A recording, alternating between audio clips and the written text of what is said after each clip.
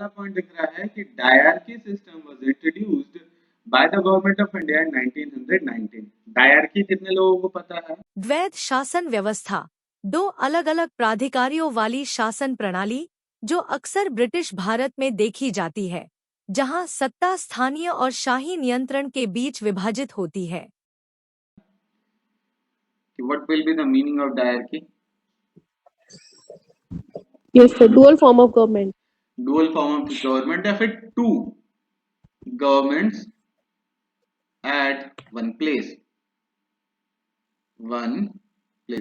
एक जगह पर दो टाइप के गवर्नमेंट या फिर दो तरह के गवर्नमेंट्स वर्क करें। एक तो प्रत्यक्ष था, ब्रिटिशर्स, है ना। दूसरे थे किंग्स या फिर प्रिंस, ठीक है। दूसरे थे या तो फिर किंग रूल कर रहे हैं या तो फिर प्रिंस रूल कर रहे हैं। अब यहां पे इसका मतलब क्या है कि जो इकोनॉमी है या फिर बोले कि रेवेन्यू का सारा जो कार्यभार है वो किसके ऊपर सौंप दिया गया था कि भाई ब्रिटिशर्स हैं, वो लोग देख लेंगे। उसके बाद किंग की ये रिस्पॉन्सिबिलिटी होती थी कि आपकी प्रजा है, जो रूल एंड रेगुलेशन है, डिसिप्लिन है, वो सब मेंटेन करने की रिस्पॉन्सिबिलिटी राजा साहब निभाएंगे। बात समझ में आया? Yes, sir.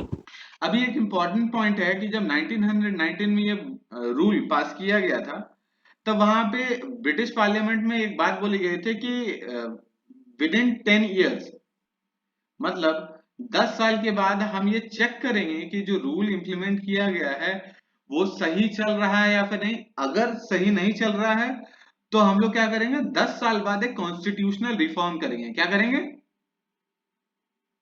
Constitutional reform. Constitutional reform. Constitutional reform. अब सर कॉन्स्टिट्यूशनल रिफॉर्म क्या है कि जो संविधान, इनफैक्ट संविधान तो था ही नहीं, लेकिन जितने भी रूल्स एंड रेगुलेशन है उनमें थोड़ा चेंज कर किया जाए या फिर ऑल टुगेदर एक कॉन्स्टिट्यूशन बनाए ही दिया जाए, ठीक है। इसी चीज के मद्देनजर ब्रिटिश पार्लियामेंट ने साइमन कमीशन को भेजा 1928 में। कब भेजा? 1928. 1928 में ब्रिटिश पार्लियामेंट में साइमन कमीशन को भेजा, ठीक है। अब जब भेजा तो 1928 में भेजा, बट एक बात याद रखना कि ये स्टैब्लिश जो है 1927 में ही हो चुका था। जब वो भारत आया तो ऑब्वियसली उस समय तो प्लेन वगैरह नहीं थे भाई, जहां पे भी जाते थे शिप से यातायात होता था, Yes, sir. है ना। तो वो आए थे 1928 में। अब आते हैं इंडिया के फॉर्म में या फिर इंडिया के रिस्पेक्ट में क्या क्या पॉइंट इंपॉर्टेंट है। सबसे पहला कि जो साइमन कमीशन है ना वो 7 मेंबर कमीशन था, मतलब इसमें 7 मेंबर इन्वॉल्व थे और जितने भी मेंबर्स थे वो टोटल के टोटल क्या थे? बोलो। ब्रिटिशर्स सारे British ब्रिटिशर्स थे. थे, कोई भी इंडियन इसमें नहीं था। इसीलिए इस कमीशन को और क्या कहा जाता है? White man commission. White Man Commission. White man commission, है ना। अब देखो हम लोग वही से डिस्कस किए कि the purpose of this commission was to make recommendation to the British government on the constitutional reform. British government को वापस जाके ये रिकमेंड करेंगे कि कॉन्स्टिट्यूशनल रिफॉर्म या फिर कॉन्स्टिट्यूशन में क्या क्या चेंज किया जा सकता है।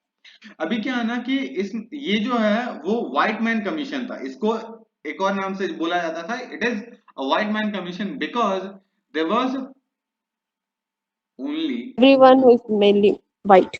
Ma'am. ओनली ब्रिटिश या फिर व्हाइट पीपल्स वर देयर, ठीक है।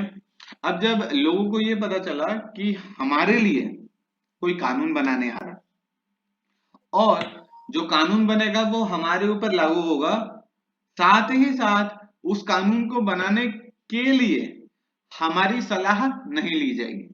जैसे सपोज आपके घर में आपका जो रूल्स एंड रेगुलेशन है वो आपके घर के मेंबर्स लेते हैं, आपके बड़े भाई हो गए, आप हो गए, आपके फादर हो गए, आपकी मम्मी हो गई, सबको मिलके रूल और रेगुलेशन बना रहे हैं। सपोज कि आपके बगल वाला आके बोले कि आज से हम रूल और रेगुलेशन बनाएंगे, तुम लोगों को मानना होगा, ठीक है। तो इस पर्टिकुलर पॉइंट में लोग हो गए गुस्सा कि भाई तुम बाहरी हमारे लिए रूल और रेगुलेशन कैसे बना सकते हो, ठीक है। तो जब साइमन कमीशन बॉम्बे में आया, जब साइमन कमीशन फाइनली 3 फरवरी 1928 को बॉम्बे में उतरा, तब प्रोटेस्टर्स या फिर लोगों ने इसका जम के विद्रोह किया, ठीक है। लोगों ने हड़ताल करवाए और ब्लैक फ्लैग, काला फ्लैग से इसको ग्रीट क्या है, क्या उनको बोला कि भाई साहब तुम वापस जाओ, साइमन गो बैक, यहीं से आया है, ठीक है। अभी क्या है ना कि लाहौर में, इनफैक्ट हम सबको पता है कि लाहौर में भी